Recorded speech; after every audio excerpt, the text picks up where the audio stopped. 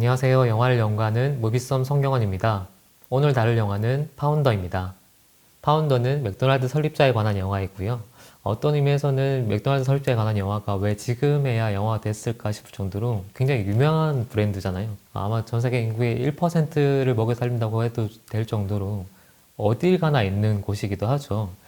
제목처럼 누가 설립자인가를 묻고 있는 영화이기도 하거든요.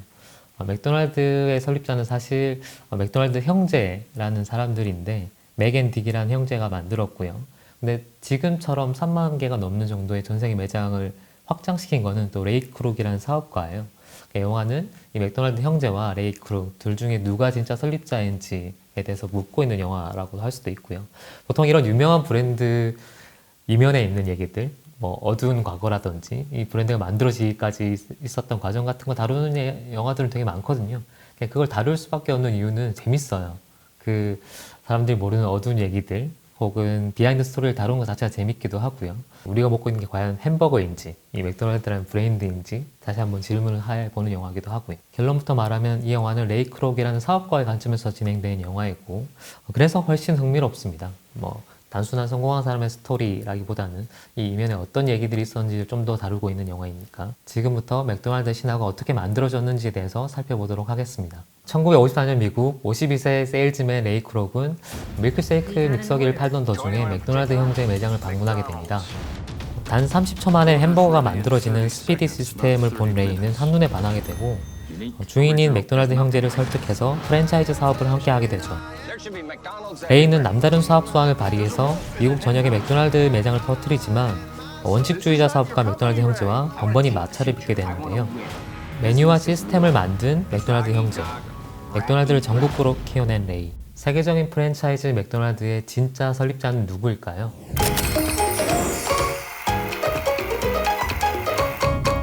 첫 번째 포인트는 실화를 바탕으로 한 영화입니다. 영화를 시작하자마자 제일 처음에 뜨는 자막이 베이스드 오브 트루 스토리라는 자막이 떠요. 말 그대로 실화를 바탕으로 했다는 얘기인데 사실 이것도 살펴보면 되게 재밌어요. 트루 스토리라고 하는 영화도 있고 베이스드 오브 트루 스토리라고 하는 영화도 있거든요. 이 영화는 베이스드 오브 트루 스토리라고 하니까 이 말은 뭐냐라고 하면 어느 정도는 각색을 했다는 거죠. 실화를 기초로 하되 드라마를 섞었다는 거예요. 그럼 여기서 드라마 섞은 부분 뭐냐라고 하면 레이 크룩이라는 인물의 어떤 초점을 맞춰서 진행해 보겠다라고 얘기를 하고 있는 겁니다. 사실 실화를 바탕으로 한 영화 혹은 실존 인물을 바탕으로 한 영화들 중에 가장 재미없는 방식이 뭐냐면 그 사람이 왜 성공했는지 이 사람이 왜 성공할 수밖에 없었는지 위인전처럼 그려나가는 거예요. 그런 영화의 예를 들면 에스틴 커처가 주연했던 잡스를 들 수 있겠죠. 사실 진짜 우리가 보고 싶은 거는 왜 성공했냐가 아니고 성공의 과정에 따른 어두운 면모들이나 내면의 갈등들 그리고 인물의 망가지는 모습들 좀 괴팍한 천재 이런 것들을 사실 보고 싶은 거예요. 기본적으로 이야기라는 게 좀 가학적인 측면이 있거든요. 안 좋은 것들을 먼저 보고 싶어요. 안 좋은 것들이 좋아지는 과정들을 보면서 드라마라는 게 발생하게 되는 거고 하워드 휴즈라는 전설적인 기업가를 다뤘던 마틴 스콜세지의 에비에이터 같은 영화가 재밌는 이유는 하워드 휴즈가 성공을 하기도 했지만 그 사람이 굉장히 결벽증 그리고 약간의 강박증 정신병을 갖고 있기 때문에 재미있는 거거든요. 페이스북의 창시자인 마크 주커버그를 소재로 했던 데이비드 핀처 감독의 소셜 네트워크 같은 경우도 마크 주커버그의 좀 어두운 면, 이면들을 드러내려고 해요. 하지만 어떤 측면에서는 그런 드라마를 넣을수록 드라마적인 측면, 영화적인 완성도가 훨씬 올라가는 것 같아요. 그런 의미에서 파운더는 굳이 비교를 하자면 잡스보다는 소셜 네트워크 쪽에 가까운 영화이고요. 맥도날드 형제와 레이 크룩 사이에서 어떤 갈등과 이 실화들도 그런 드라마적 요소가 충분하기 때문에 영화를 선택을 한 것 같고요. 실존 인물을 바탕으로 한 영화 중에 잘 만든 영화가 뭐냐라고 하면 그거를 정말 영화적으로 재구성을 해 나가야 되거든요. 사실 어떤 의미에서는 오프닝과 엔딩만 잘 만들면 돼요. 어디서 출발할 건지 어디서 마침표를 찍을 건지만 잘 되면 이 실존 인물 전체의 이야기를 어떻게 재구성할 건지가 나오거든요. 가장 적절한 예로 아마 소셜 네트워크를 들 수 있을 건데요. 소셜 네트워크의 오프닝과 엔딩을 보면 앞뒤가 대꾸를 이루는 구조를 띠고 있거든요. 그러니까 처음에 시작했던 인물이 마지막에 비슷한 화면에서 어떻게 바뀌는지를 보여주는 영화라고 할 수 있고 이 파운드에서도 마찬가지의 구성을 보여주고 있습니다. 영화 오프닝을 보면 별 볼 일 없는 늙은 세일즈맨인 레이 크록이라는 사람이 전국 매장을 돌아다니면서 이제 밀크쉐이크 기계를 파는 일을 하고 있어요. 이게 한 번에 5잔의 밀크쉐이크를 뽑을 수 있는 기계라고 막 자랑을 하거든요. 이제 그걸 자랑을 하면서 자기가 설명하는 문구가 공급이 늘어나면 수요도 늘어납니다. 라고 하고 닭이 문제냐 달걀이 문제냐의 문제죠. 라는 대사를 해요. 근데 사실 이 두 대사가 영화 전체를 관통하는 핵심이자 자기한테 하고 있는 말이기도 합니다. 이 영화는 스스로에게 최면을 걸고 싶은 사람의 얘기거든요. 그리고 창립자가 사실 아닌데 창립자가 되고 싶어하는 혹은 자기는 창립자라고 믿고 싶어하는 사람이 그 얘기를 다시 써내려가는 영화라고 할 수 있어요. 영화 엔딩에 이르면 아까 했던 그 두 가지 얘기, 공급이 늘어나면 수요도 늘어난다. 닭이 먼저냐 달걀이 먼저냐 문제라는 아까 그 멘트를 똑같이 반복해요. 하지만 상황이 이제 바뀌었죠. 그때는 아무것도 볼 필요 없는 세일즈맨이 자기한테 최면을 걸고 있는 상태였고 지금은 그게 진짜 현실이 된 상황을 보여주면서 똑같은 멘트를 반복하는 거예요. 상황이 달라졌으니까 사람도 달라졌죠. 영화 중간은 이 사람이 어떻게 달라졌는지 그 멘트를 어떻게 현실로 만들었는지를 보여주는 과정들을 쭉 채워 넣었습니다. 이제부터는 그 과정에 대해서 좀 자세하게 얘기를 나눠보도록 하겠습니다. 두 번째 포인트는 맥도날드의 성공 배경입니다. 네, 맥도날드가 성공한 이유가 무엇인가에 대한 질문을 하고 있는 영화인데요. 크게는 두 가지라고 볼 수 있죠. 하나는 지금 알고 있는 그 패스트푸드가 만들어지는 과정, 음식이 굉장히 빨리 나오는 스피드 시스템이라는 거고, 또 하나는 사실은 맥도날드란 브랜드예요. 그러니까 누구나 이렇게 스피드 시스템을 동원해서 빨리 만들 수는 있잖아요. 근데 사실은 우리가 맥도날드 가는 거는 맥도날드 브랜드를 가는 거죠. 그러니까 이 브랜드 그 자체를 어떻게 만들어졌냐, 사실 그걸 제일 처음에 한 게 맥도날드라고 볼 수 있고, 그 두 가지 서로 다른 가치들이 어떻게 양립하고 충돌하고 지금까지 왔는지에 대해서 쭉 보여주는 영화라고 보셔도 괜찮을 것 같습니다. 맥도날드 형제 같은 경우는 우리가 생각하는 패스트푸드의 어떤 부정적인 측면을 보여주진 않아요. 오히려 정반대의 모습들을 보여줘서 좀 영화를 보면서 놀라게 되는데, 이 사람들이 이 스피드를 만들게 된 이유는 정말 손님들을 배려해서거든요. 가족에게 좋은 그리고 빠른 그 음식을 제공하고 싶다. 요 되게 순수한 선의의 목적에 따라서 그거에 맞춰서 이 시스템을 만든 거예요. 빨리 음식을 낼 수 있는.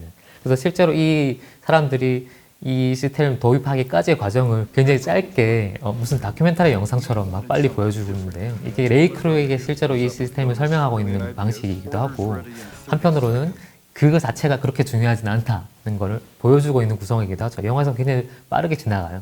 이 부검샷으로 찍으면서 테니스 코트에 이 주방을 이렇게 설계도처럼 그려놓고 사람들이 그 훈련을 하게 해요. 연습을 하게 해요. 찰리 채플린의 모던 타임즈처럼 사람이 굉장히 부품처럼 보이게 하는 게 아니라 그거 만드는 자체가 하나의 연극? 어떤 발레 모습처럼 보이기도 하거든요. 실제로 자기들이 버거 발레라고 표현하기도 하고, 이 모든 종업원들이 한 가족이 돼서 한 팀이 돼서 이렇게 완성된 어떤 좋은 물건을 만들어내는, 그게 이 맥도날드의 사실 본질이었어요. 근데 여기에 이제 레이 크록이라는 사람이 반해서 함께 참여하게 되고, 그리고 이 레이 크록이라는 사람이 프랜차이즈라는 걸 만들기 시작하면서 프랜차이즈라는 브랜드로 키워나가기 위해서 이게 한계가 있다고 느끼는 거예요. 결국 발견한 거는 지금 같은 시스템, 지금 같은 가족 경영 형태로는 안 된다라고 판단을 하고 브랜드라는 걸 만들기 시작하는 거죠. 영화의 갈등의 시작은 거기서부터고, 한편으로는 이 레이 크록이라는 인물의 변화의 시작도 거기서부터라고 볼 수 있습니다. 이 영화에서 부감 쇼트는 뭔가를 만들 때, 계획할 때, 설계할 때 나오는 쇼트들이에요.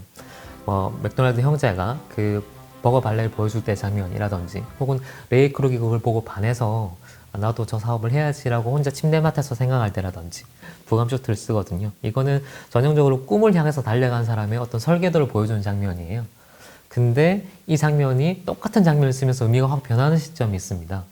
우연히 재무 전문가인 해리 손해보온이라는 사람을 만나거든요. 당신이 파는 건 햄버거가 아니고 부동산이다. 땅을 팔아야 된다. 라고 제안을 하죠. 영화는 똑같은 그 부감 쇼트, 흙의 땅을 만지는 그 부감 쇼트를 보여주고, 그 다음에 그때부터는 전혀 다른 사람이 된 레이 크록의 모습들을 보여주기 시작합니다. 몇몇 대사들이 재밌는데, 계약은 깨지라고 있는 거야. 계약은 마음과 같아서 깨지라고 있는 거야. 라고 하면서 자기의 변화를 스스로 합리화시키기 시작하죠. 지금 이 시점부터 레이 크록이 하고 있는 경영 방식은 사람이 필요 없는 거예요. 땅과 숫자가 필요하고, 어떻게 보면 아까 모던 타임즈처럼 사람이 부품이 되는 과정 혹은 숫자가 되는 과정으로 바뀌는 거죠. 그런 의미에서 이 영화는 그냥 단순한 실존 인물을 바탕으로 한 재밌는 영화? 실존 인물의 어두운 면들을 조명한 재미있는 영화라고 하기보다는 지금 시대에 굉장히 적절한 영화인 것 같아요. 맥도날드 형제가 실제로 추구했던 어떤 경영 방식은 사실 지속 가능한 자본주의라고 할 수 있거든요. 레이 크록이 하는 거는 확장이에요. 지금의 미국을 만들 수 있었던 어떤 동력이기도 하죠. 우리가 알고 있는 뭐 마이크로소프트라든지 아니면 뭐 스타벅스도 똑같고 결국은 규모를 기하급수적으로 늘려서 그 규모가 늘어나는 속도에 의해서 버텨내는 시스템이거든요. 어떤 의미에서는 가장 미국적이고 가장 규모 위주의 프랜차이즈 성장을 보여줬던 맥도날드의 출발이 그거였다라는 걸 보여주면 굉장히 이색적으로 다가오는 거죠. 질문을 하게 되는 거예요. 그게 맞나? 지금 맥도날드의 성공 신화가 제대로 된 것인가? 라는 질문을 할 수 있는 거죠. 하지만 이 영화가 그렇다고 해서 레이 크록을 나쁘다라고 단정하거나 맥도날드가 옳다라고 얘기하냐라고 하면 그렇진 않아요. 영화는 굉장히 중립적인 시선을 유지하고 있는 영화이고 그래서 이 두 인물을 제시하고 답을 내진 않고 여러분께 질문하고 있는 영화라고 생각하시면 될 것 같습니다. 세 번째 포인트는 레이 크록은 악역인가입니다. 그러면 레이 크록이란 사람이 악역인지 나쁜 사람인가? 이 상황만 보면 사실 우리는 되게 나쁘다라고 평가를 할 수 있죠. 왜냐하면 남이 만들어 놓은 어떤 브랜드와 아이디어를 이 사람 중간에 갈취한 거니까요. 그게 무조건 나쁘다라고 그리긴 쉬운데 영화는 그렇게까지는 나가지 않아요. 이 존 리 행콕이라는 감독이 그동안 인물을 바탕으로 한 실화 영화들을 꽤 많이 만들었거든요. 너무 지나친 재해석, 자기만의 어떤 관점을 녹여내지는 않고요. 항상 어느 정도는 거리를 유지하고 시야를 최대한 유지하려고 하세요. 레이 크록을 단순한 악역으로 만들진 않고 또 반대로 레이 크록에 대한 변명을 하지도 않아요. 양쪽의 입장을 동등하게 보여주는 거죠. 레이 크록이라는 사람의 자서전의 제목을 보면 어떤 인물인지 대충 느낌이 오는데 자서전 제목이 쥐어 짜내기예요. 되게 안 좋은 것 같잖아요. 근데 사실 자서전의 내용을 보면 굉장히 긍정주의에 대한 확신, 목표 지향적인 삶, 그런 모습들을 보여줘요. 그래서 영화를 보면 실제로 이 중반부까지의 이 사람이 보여주는 어떤 모습들은 뭐 사업에 대한 추진력, 열정, 밀어붙이는 자신감, 성실함, 결단력 이런 단어들로 표현할 수도 있는 모습들을 보여줘요. 그리고 또 한편으로는 이 사람이 뭔가를 반하는 장면들을 보여주는데 실제로는 두 번의 반하는 장면의 영화에 나오는데 한 번은 이 맥도날드 간판을 봤을 때 그 맥도날드라는 브랜드가 나의 인생을 바꿔줄 거라는 어떤 확신이 들었나 봐요. 그래서 그걸 반하고 있다는 모습을 보여주는 카메라, 클로즈업을 천천히 들어가는 카메라라든지 혹은 또 나중에 이 사람이 재혼을 하게 되는데 이혼을 하고 그 재혼하게 되는 사실 다른 매장의 부인인 거죠. 자기 파트너의 부인인 건데 그 사람을 봤을 때 어떤 모습들이 굉장히 순수한 소년처럼 보여요. 기본적으로는 저건 내가 가져야겠어 라는 생각을 하는 거죠. 근데 저건 내가 가져야겠어 라는 말이 한편으로는 어떻게든 착취하겠어 다른 사람의 어떤 피눈물과 상관없이 처럼 들리기도 하지만 꿈 혹은 이상 내가 어떤 대가나 수단을 치더라도 저걸 꼭 가지고 싶다는 어떤 되게 소년적인 열망처럼 보이기도 하거든요. 거기에 대해서 가치 판단을 하지는 않고 그리고 일방적인 변명도 하지 않고 그냥 양쪽을 다 보여주는 거예요. 그리고 나서 관객에게 이제 판단을 맡기는 거죠. 이 사람을 진짜 설립자로 볼 수 있을까? 정당한 사업가로 볼 수 있을까? 혹은 이 사람이 저질렀던 악행들은 분명하거든요. 그 악행들에 대해서 당신은 동의할 수 있습니까? 라고 질문을 하고 있는 영화이기도 합니다. 이 감독의 표현을 빌면 이 영화는 어쨌든 마이클 키튼의 등에 업혀가는 영화라고 하는데 그만큼 이 배우가 표현을 어떻게 해내는가가 되게 중요한 영화이거든요. 실제로 마이클 키튼이 이 캐릭터를 그려나간 방식은 한마디로 정리하면 약간 절박함 같아요. 그게 성공에 대한 절박함일 수도 있고 혹은 뭔가 갈망에 대한 절망함일 수도 있지만 어쨌든 절박함 표현하는 거는 굉장히 잘하는 배우거든요. 여기 전작이라고 할 수 있는 버드맨을 연상시켜보면 버드맨에서 그 은퇴 직전의 위기에 몰린 퇴물이 되어가는 어떤 배우의 어떤 절박함도 생각이 나고요. 또 한편으로는 또 말씀드린 것처럼 악역이라고도 할 수 있는 역할이기 때문에 사실 이 마이클 키튼이 나중에 스파이더맨 홈커밍에 악역으로 나올 거고 벌처라는 빌런으로 나올 건데 그 악역을 약간 연습하는 거 아닌가 싶을 정도로 후반부에는 되게 악역의 어떤 면모들도 보여주고 있습니다. 영화의 지향에서는 한 두 가지 정도는 굉장히 칭찬하고 싶은 영화입니다. 일단 첫 번째는 카메라의 거리인데요. 인물, 특히 실존 인물을 다룰 때 인물을 감독 마음대로 재해석을 하는 게 아니라 관객들이 이 영화에 대해서 판단할 수 있도록 거리를 주는 거죠. 레이 크록이라는 인물에게 비판과 경탄을 동시에 담아서 이 인물을 객관적으로 설명하고 있다는 게 이 영화의 가장 큰 강점 중에 하나고요. 그리고 두 번째는 이게 50년대의 사연이잖아요. 사실 예전 이야기지만 지금 시대에 굉장히 적절한 얘기인 것 같아요. 어떤 소재를 갖고 오든 간에 과거 얘기를 하고 있을지라도 지금 우리에게 뭔가 던져주고 유의할 수 있는 얘기들을 할 수 있다는 점에서는 이 영화는 굉장히 영리한 각색을 하고 있다고 볼 수 있을 것 같습니다. 이 영화의 대중성은 70점입니다. 이 영화의 예술성은 70점입니다. 지금까지 영화를 연구하는 무비썸 송경원이었습니다. 다음 주에 또 다른 영화로 찾아뵙겠습니다.